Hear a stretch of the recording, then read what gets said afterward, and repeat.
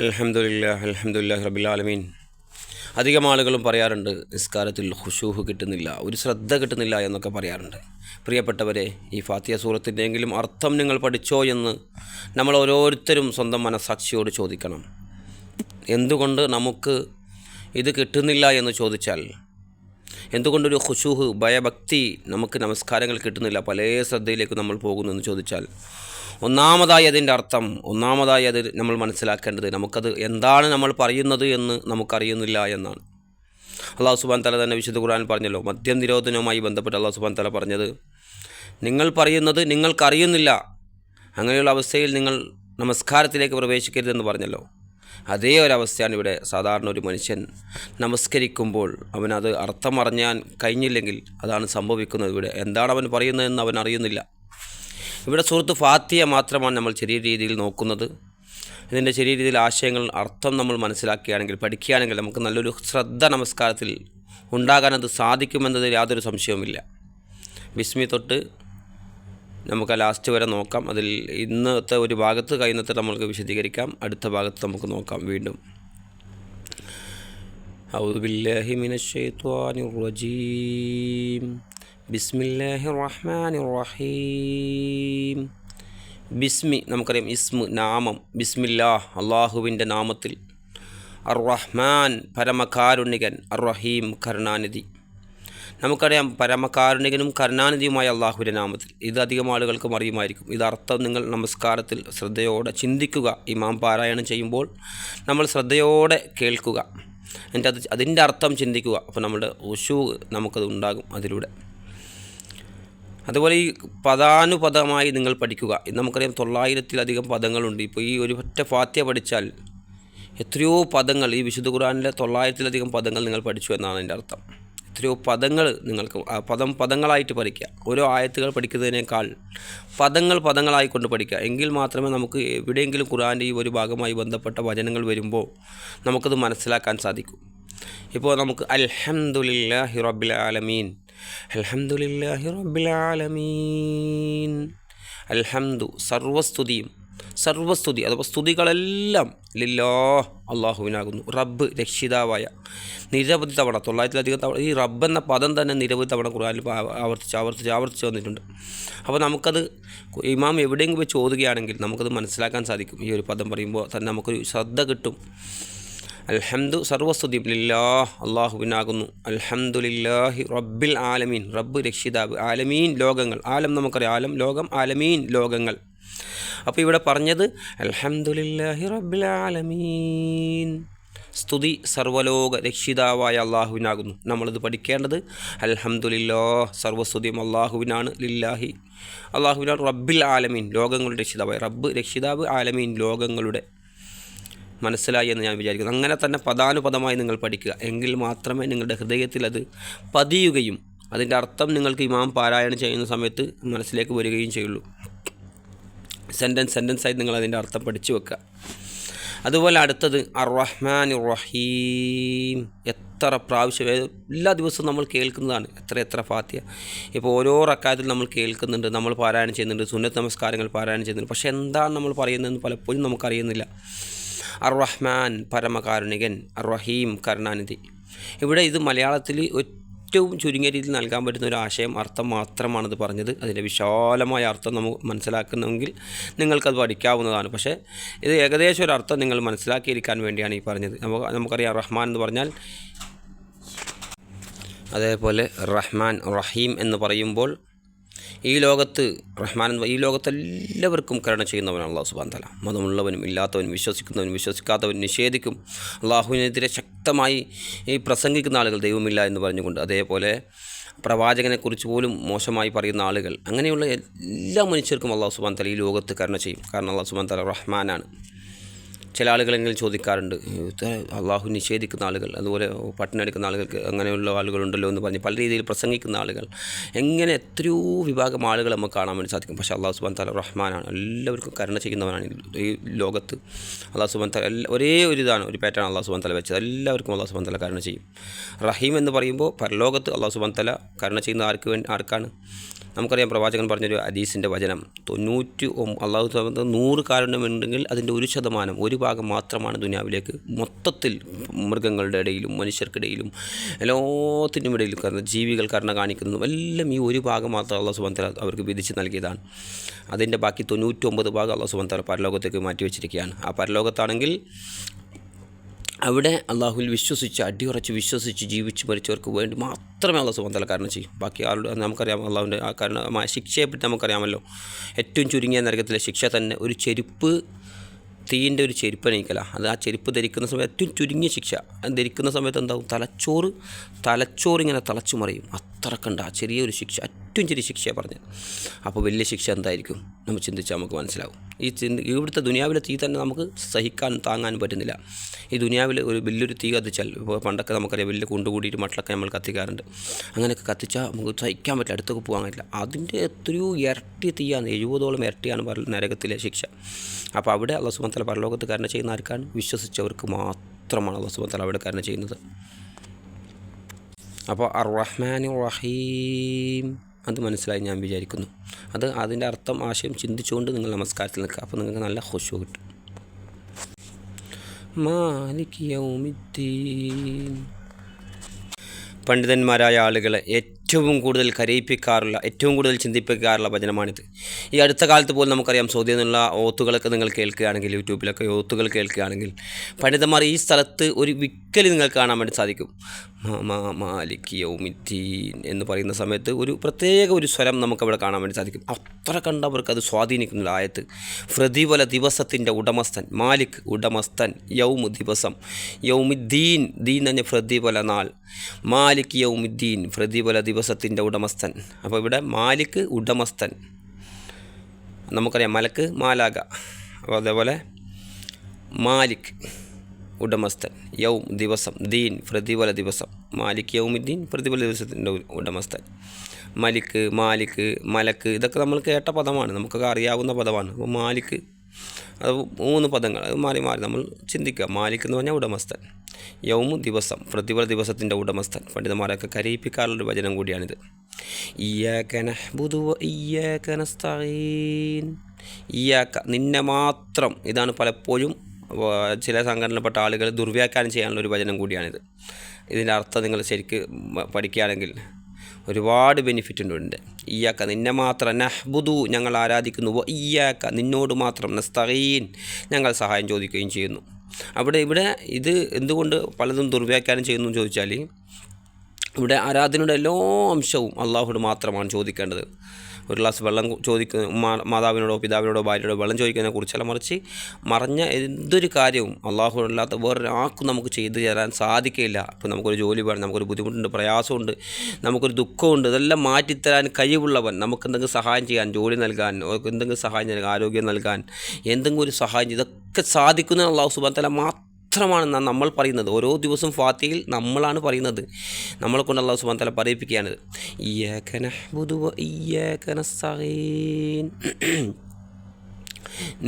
ഇയ്യാക്ക നിന്നെ മാത്രം, നഹ്ബുദു ഞങ്ങൾ ആരാധിക്കുന്നു, വ ഇയ്യാക്ക നിന്നോട് മാത്രം, നസ്തഈൻ ഞങ്ങൾ സഹായം ചോദിക്കുകയും ചെയ്യുന്നു. ഇതിങ്ങനെ തന്നെ നിങ്ങൾ എഴുതി വെച്ച് കുറിച്ച് വെച്ച് പഠിക്കണം. ഒരിക്കലും നിങ്ങൾക്കിത് മാറാനോ തെറ്റാനോ പാടില്ല. അത്ര ക്ലിയറായിട്ട് ഈ ഭാഗങ്ങൾക്ക് നിങ്ങൾ എഴുതി വെച്ച് പഠിക്കണം. അടുത്ത ആയത് നമുക്ക് നോക്കാം. ഇഹ്ദിനസ് സിറാത്തൽ മുസ്തഖീം. ഇതിൻ്റെ തജ്വീദും കാര്യങ്ങളൊക്കെ നിങ്ങൾ അതുമായി ബന്ധപ്പെട്ട പണ്ഡിതന്മാരിൽ നിന്ന് തന്നെ കേട്ട് മനസ്സിലാക്കി ഇതാക്കണം. ഇഹ്ദിനസ് സിറാത്തൽ മുസ്തഖീം. ഇഹ്ദിന ഞങ്ങളെ ചേർക്കണമേ, സിറാത്ത് മാർഗം, ഇഹ്ദിന ഞങ്ങൾ നീ ചേർക്കണമേ, സിറാത്ത് മാർഗം, സിറാത്ത് മാർഗത്തിൽ, മുസ്തഖീം നേരായ മാർഗത്തിൽ. അല്ല ഇവിടെ നമ്മൾ പറയുന്നത് ഞങ്ങൾ നേരായ മാർഗത്തിൽ ചേർക്കണമേ.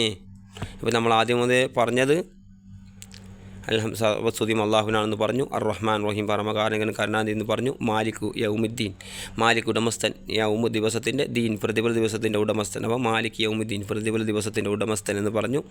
പിന്നെ നമ്മൾ പറയുന്നത് ഇയ്യാക്ക നഹ്ബുദു നിന്നെ മാത്രം ഞങ്ങൾ ആരാധിക്കുന്നു, ഇയ്യാക്ക നിന്നെ മാത്രം, നഹ്ബുദു ഞങ്ങൾ ആരാധിക്കുന്നു, ഇയ്യാക്ക നിന്നോട് മാത്രം.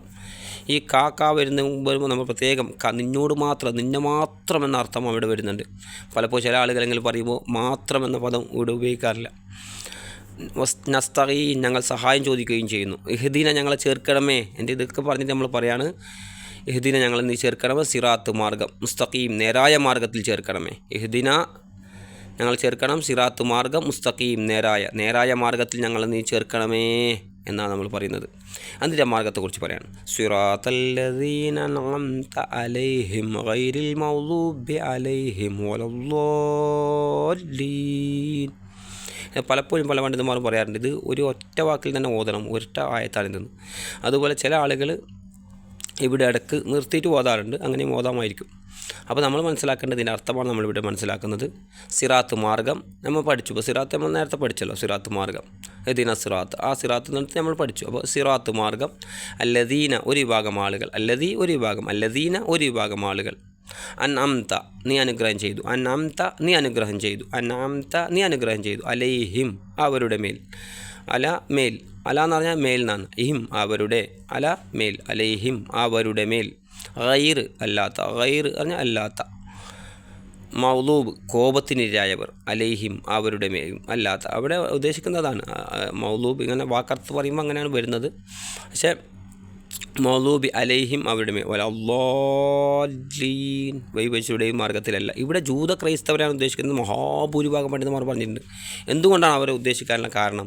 അവരുടെ എന്തെങ്കിലും വൈരാഗ്യമുള്ളതുകൊണ്ടോ വിദ്വേഷമുള്ളതുകൊണ്ടോ പകയുള്ളതുകൊണ്ടോ അല്ല, അതൊന്നുമല്ല. അവിടെ അവരെ മാർഗത്തെക്കുറിച്ചാണ് പറയുന്നത്. അവർ ബഹുദൂരം പയച്ചു പോയിട്ടുണ്ട്, ആര് ജൂതന്മാരായ ആളുകളും ക്രൈസ്തവരായ ആളുകളും.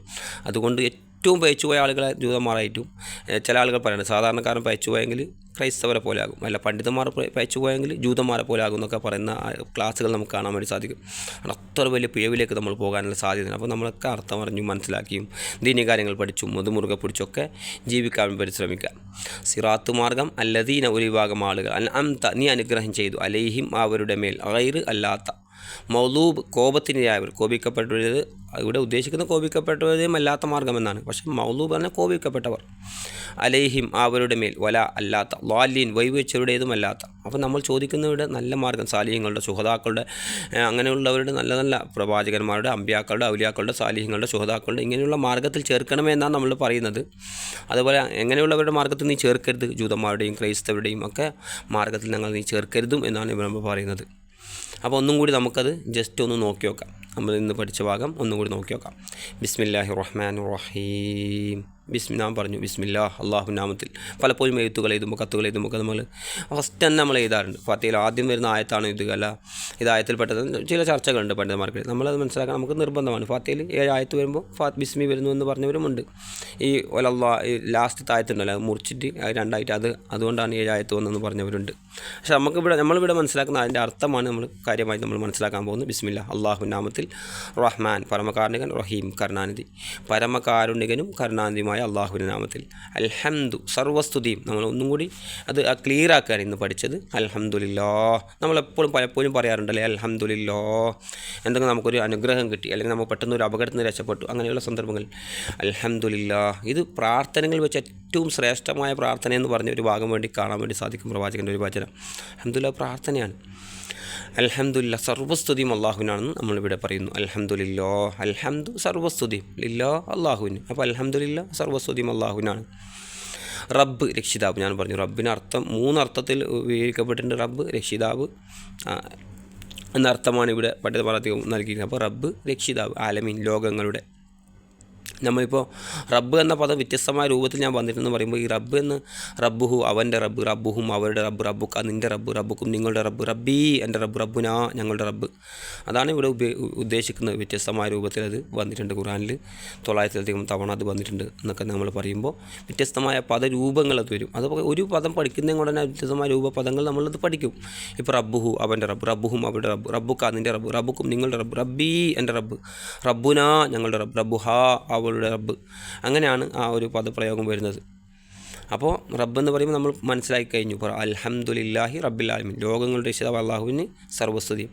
ആലമീൻ ലോകങ്ങൾ, ആലം ലോകം. നമുക്കറിയാം നമ്മൾ പലപ്പോഴും ആകാശലോകങ്ങളെക്കുറിച്ച് പറയുന്നിടത്തൊക്കെ പറയാം റബ്ബ് സമാവാത്തി, ആകാശഭൂമികളെക്കുറിച്ച് പറയുന്നിടത്തൊക്കെ ആലം ആലം ആലം എന്ന് നമ്മൾ കാണാൻ വേണ്ടി സാധിക്കും.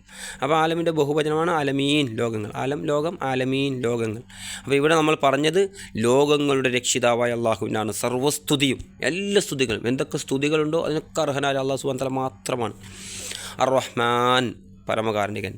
പിന്നെ പറഞ്ഞെന്തിയാ അർ-റഹ്മാൻ പരമകാരുണികൻ, അർ-റഹ്മാൻ റഹീം പരമകാരുണികനും കരുണാനിധിയുമായ റബ്ബ്. അപ്പോൾ ഇവിടെ ഞാൻ പറഞ്ഞു, നേരത്തെ നമ്മൾ പറഞ്ഞു റഹ്മാൻ എന്ന് പറയുമ്പോൾ ഈ ഭൂമിയിൽ നമ്മൾ പലതും കാണുമ്പോൾ ഇതാക്കുമ്പോൾ ഒക്കെ നമുക്ക് എന്ത് തോന്നാറുണ്ട്, നിഷേധിക്ക് നൽകുന്നല്ലോ. ഇപ്പോൾ നമുക്കറിയാം ബിസ്മില്ല എന്ന് പറഞ്ഞ് തെങ്ങ് വെച്ചവനും തേങ്ങ കിട്ടും. ആ ദുനിയാവിൻ്റെ ഘടന തന്നെ അങ്ങനെ അല്ലാഹു സുബ്ഹാനഹു വ തആല നിശ്ചയിച്ചത്. ബിസ്മില്ല എന്ന് പറഞ്ഞവനും തേങ്ങ വെച്ചവനും തെങ്ങ് വെച്ച് ഒരു കവുങ്ങ് നട്ട് അല്ലെങ്കിൽ എന്തെങ്കിലും കൃഷി ചെയ്യുന്നവനക്ക് എന്ത് കിട്ടും, അതിൻ്റെ വിഭവങ്ങൾ കിട്ടും. പിന്നെ ഒരാൾ യേശുവിൻ്റെ നാമത്തിൽ അല്ലെങ്കിൽ ഈശാനബിനെ ദൈവമായി കാണുന്നവരുണ്ട്, യേശുവിൻ്റെ നാമത്തിൽ അല്ലെങ്കിൽ ശ്രീകൃഷ്ണൻ്റെ നാമത്തിൽ, അല്ലെങ്കിൽ പല വ്യത്യസ്തമായ ദൈവങ്ങളെ കാണുന്ന ആളുകളുണ്ട്. ഇനി ദൈവമില്ല എന്ന് വിശ്വസിക്കുന്ന ആളുകളുണ്ട്. ഇതൊക്കെ നമ്മൾ ഉറച്ച് നമ്മൾ വിശ്വസിക്കുമ്പോൾ എന്തറിയോ, നമ്മളുടെ വിശ്വാസം അടിയുറച്ചതാകും. പലപ്പോഴും ചെറിയൊരു ഇത് കാണുമ്പോഴേക്കും ആളുകൾ കാണാറുണ്ട്. ഈ ദൈവങ്ങളുടെ അടുത്തൊക്കെ പോകുന്ന ആളുകളെ നിങ്ങൾ കാണാൻ വേണ്ടി സാധിക്കും. കൂടുതൽ ആളുകളാണ് പോകുന്നത്, സ്ത്രീകളാണ് കൂടുതൽ പോകുന്നത്. എന്തുകൊണ്ടാണ്? ആ വിശ്വാസം ദുർബലമായി പോയാൽ നമ്മൾ പെട്ടെന്ന് തെറ്റിപ്പോകും. ഇപ്പോൾ ഇവിടെ നമ്മൾ അടിയുറച്ച് വിശ്വസിക്കണം. എന്തിപ്പോൾ ബിസ്മില്ല എന്ന് പറഞ്ഞ് തെങ്ങ് വെച്ചാലും തേങ്ങ കൊടുക്കുന്ന അല്ലാഹു സുബ്ഹാനഹു വ തആല. എന്ത് പറഞ്ഞിപ്പോൾ ഒരാൾ ദൈവം വിശ്വസിക്കുന്നില്ല, ഒരു ദൈവത്തിനും വിശ്വസിക്കുന്നില്ല, ദൈവം ഇല്ലാന്നാണ് ബാധിക്കുന്നത് തന്നെ, കമ്മ്യൂണിസ്റ്റിൻ്റെ സിദ്ധാന്തം പോലെ. അപ്പോൾ അവർ വിശ്വസിക്കുന്ന ദൈവം തന്നെ ഇല്ല എന്നാണ് അവർ വിശ്വസിക്കുന്നതെന്ന് പറയുന്നതൊക്കെ. അപ്പോൾ അങ്ങനെയുള്ള ആളുകൾ, ഒരു ദൈവം ഇല്ല എന്ന് പറയുന്ന പൂർണ്ണമായി ദൈവത്തെ നിഷേധിക്കുന്ന ആളുകൾ പോലും കവുങ്ങ് വെച്ചു, അല്ലെങ്കിൽ ചക്കപ്ലാവ് നട്ടു, എന്തെങ്കിലും ഒരു ചെടികൾ വെച്ചു, കൃഷി ചെയ്തു. അതൊക്കെ അവർ ചെയ്യുമ്പോഴും അവർക്കത് കിട്ടുന്നില്ല, വിഭവങ്ങൾ കിട്ടുന്നില്ല. തീർച്ചയായും കിട്ടുന്നുണ്ട്. അതാണ് പറഞ്ഞത് അല്ലാഹു സുബ്ഹാനഹു വ തആല റഹ്മാനാണ്. ദൈവനിഷേധികൾക്കും കൊടുക്കും, ദൈവവിശ്വാസിക്കും കൊടുക്കും അല്ലാഹു സുബ്ഹാനഹു വ തആല. ഭൂമിയിൽ അല്ലാഹു സുബ്ഹാനഹു വ തആല അങ്ങനെ ഒരു ഇത് വെച്ചിട്ടേ ഇല്ല, വിശ്വാസിക്ക് മാത്രം കൊടുക്കുക എന്നൊരു വെച്ചിട്ടില്ല. ഇത് പ്രത്യേകിച്ച് ഞാൻ പറയാനുള്ള കാരണം, ചില ആളുകൾക്ക് അസുഖം വരുമ്പോൾ, ചില ആളുകൾ എന്തെങ്കിലും മാരകമായ അസുഖങ്ങൾ ബാധിക്കുമ്പോൾ, പ്രയാസങ്ങൾ വരുമ്പോൾ ബുദ്ധിമുട്ട് പറയാം, അവൻ്റെ വിശ്വാസം ശരിയില്ല, അവനത് ഇരുമാട് ഔലിയാനെ വിളിക്കാറ്റ്, അല്ലെങ്കിൽ പാറപ്പള്ളി ഔലിയാനെ വിളിക്കാറ്റ്, അല്ലെങ്കിൽ ഔലിയാക്കന്മാരെ വിളിക്കാറ്റ്, അമ്പിയാക്കളെ വിളിക്കാറ്റ്, അതുകൊണ്ടാണ് രോഗം വന്നത്, അതുകൊണ്ടാണ് രക്തത്തിൽ പ്രശ്നം വന്നത്, അതുകൊണ്ടാണ് അങ്ങനെ വന്നത്, അതുകൊണ്ടാണ് എനിക്ക് ഇത്, അതുകൊണ്ടാണ് പ്രശ്നം, അതുകൊണ്ടാണ് കൊളസ്ട്രോൾ കൂടിയത് എനിക്ക്, അതുകൊണ്ടാണ് ഓൻ അപ്പൻഡിഷൻ ആക്കേണ്ടി വന്നത്, അതുകൊണ്ടാണ് ഓൻ ആക്സിഡൻ്റ് ആയി.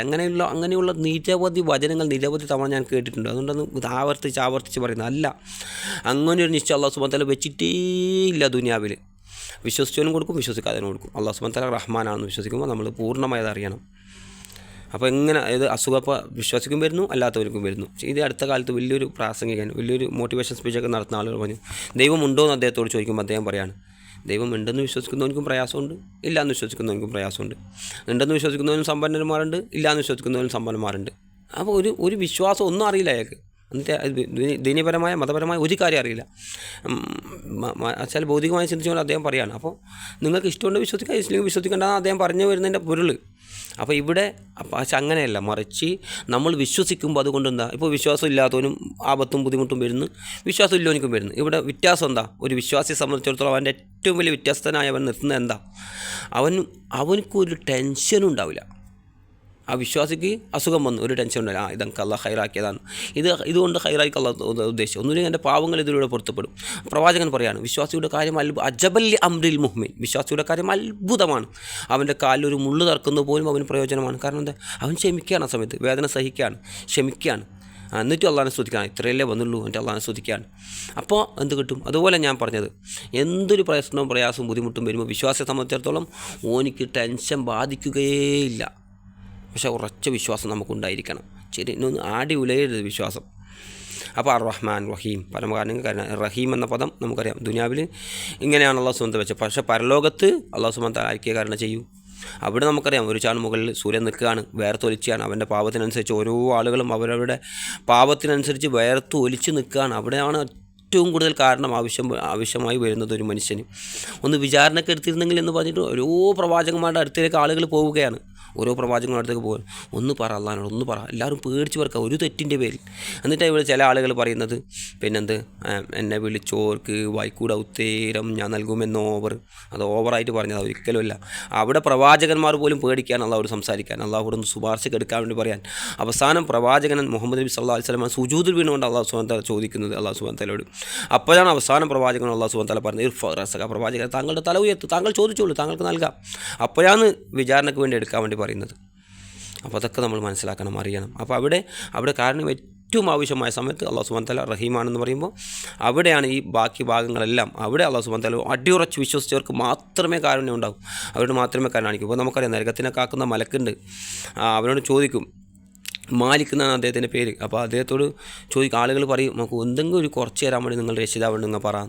മലക്കോട് പറയാം. അപ്പോൾ മലക്കൾ എന്താ പറയുക, ഈ നരകത്തെ കാക്കുന്ന മലക്ക് പറയുന്നത് എന്താ അറിയോ, നിങ്ങൾക്ക് ഏറ്റവും അനുയോജ്യമായതാണ് നിങ്ങൾക്ക് ലഭിച്ചത്. അപ്പോൾ നമ്മൾ ഇവിടെ നിന്ന് വെച്ച് ഒന്നും അറിയാത്തവരായിട്ട് നമ്മൾ തിരിച്ച് പരലോകത്തേക്ക് പോകുന്ന അവസ്ഥ ഉണ്ടാകാതെ നമ്മൾ കാര്യമായി പഠിക്കുകയും മനസ്സിലാക്കുകയൊക്കെ ചെയ്യണം. അടിയുറച്ച വിശ്വാസം നമ്മൾക്കുണ്ടാക്കണം. നമ്മൾ വിശ്വാസത്തിൽ നമുക്ക് പിഴവ് സംഭവിക്കരുത്. അതുകൊണ്ടാണ് ഞാൻ ഇത് ആവർത്തിച്ച് പറഞ്ഞത്. അത് മാലിക് യൗമിദ്ദീൻ, പ്രതിഫല ദിവസത്തിൻ്റെ ഉടമസ്ഥൻ. പിന്നെ വന്നത് മാലിക് യൗമിദ്ദീൻ. നമ്മൾ ഇത്ര ഭാഗം പഠിച്ചു. പൂർണ്ണമായി നിങ്ങൾ പഠിക്കുക, മനസ്സിലാക്കുക. ഓരോ വചനങ്ങൾ എടുത്ത് വെച്ച് മുറിച്ച് വായിക്കുക. അതേപോലെ ഓരോതിനെക്കുറിച്ചും ചിന്തിക്കുക. ഇപ്പോൾ അല്ലാഹു സുബ്ഹാനഹു വ തആല പറഞ്ഞല്ലോ, ചിന്തിക്കുന്ന ആളുകൾക്ക് ദൃഷ്ടാന്തമുണ്ട് എന്ന് അല്ലാഹു സുബ്ഹാനഹു വ തആല പറഞ്ഞിട്ടുണ്ട്. അതുപോലെ ആയത്തിൽ ചിന്തിക്കുന്നവർക്ക് കൂടുതൽ ഉത്ബോധനം ഉണ്ടാകും, കൂടുതൽ അറിവുണ്ടാകും, കൂടുതൽ ദൃഢതയുണ്ടാകും, വിശ്വാസം ഉണ്ടാകും, അറിവ് വർദ്ധിക്കും, ഇൽമു വർദ്ധിക്കും, ഒരുപാട് കാര്യങ്ങൾ. ഇപ്പോൾ ചിന്തിക്കുക ഒരുപാട് സ്ഥലത്ത് പറഞ്ഞു. ഇതൊക്കെ നമ്മൾ ഓരോ വചനങ്ങൾ വെച്ച് നമുക്ക് ചിന്തിക്കാം വിശാലമായിട്ട്. വലിയ സൂറത്തുകൾ പഠിച്ചിരിക്കണം എന്ന് നമുക്കില്ല. ഇതൊക്കെ നമ്മൾ പഠിച്ച ഭാഗം വെച്ച് നമ്മൾ ചിന്തിക്കുക. ചെറിയ സൂറത്തുകളാണോ പഠിച്ചത്, അതിൻ്റെ അർത്ഥമാണോ നിങ്ങൾ പഠിച്ചത്, അത് വെച്ച് നിങ്ങൾ ചിന്തിക്കുക. ഓരോ ആയത്തും അതിനെക്കുറിച്ചുള്ള വിശാലമായി ചിന്തിക്കാൻ ശ്രമിക്കുക. അതിലൂടെ നമുക്ക് വലിയ ബെനിഫിറ്റ് ഉണ്ടാകും, വലിയ ഇതുണ്ടാകും. ആ മാലിക് യൗമിദ്ദീൻ, പ്രതിഫല ദിവസത്തിൻ്റെ ഉടമസ്ഥൻ. എത്രമാത്രം നമുക്ക് ചിന്തിക്കുക ഈ ഒരൊറ്റ ആയത്ത് വെച്ചുകൊണ്ട്. അവിടുത്തെ പരലോകത്തെക്കുറിച്ച് ഒരുപാട് കാര്യങ്ങൾ ഖുർആനിലും ഹദീസിലും വന്ന് നമുക്കറിയാവുന്ന കാര്യം വെച്ച് നമ്മൾ ചിന്തിക്കുക.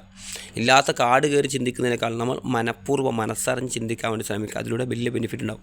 അപ്പോൾ പക്ഷികളെക്കുറിച്ച് പറഞ്ഞല്ലോ അല്ലാഹു സുബ്ഹാനഹു വ തആല, പിന്നെ ചിറകടിക്കുന്നതിനെക്കുറിച്ചും പോകുന്നതിനെക്കുറിച്ചും. അതൊക്കെ ഇപ്പോൾ ഖുർആനിൽ നമ്മൾ വായിക്കുമ്പോൾ നമ്മളിങ്ങനെ വായിച്ചുകൊണ്ട് നമുക്കൊന്നും മനസ്സിലായില്ല. അപ്പോൾ നേരെ മറിച്ച് പുറത്തിറങ്ങുന്ന പക്ഷികളെ നമ്മൾ വീക്ഷിക്കുകയാണെങ്കിൽ, ലോകത്ത് നമ്മൾ കണ്ണോട് നോക്കി മനസ്സുകൊണ്ട് ചിന്തിക്കുകയാണെങ്കിൽ വലിയ ബെനിഫിറ്റ്, വലിയൊരു മോട്ടിവേഷൻ നമുക്ക് സ്വയമായി കിട്ടാൻ ഉണ്ടാകും അതിലൂടെ.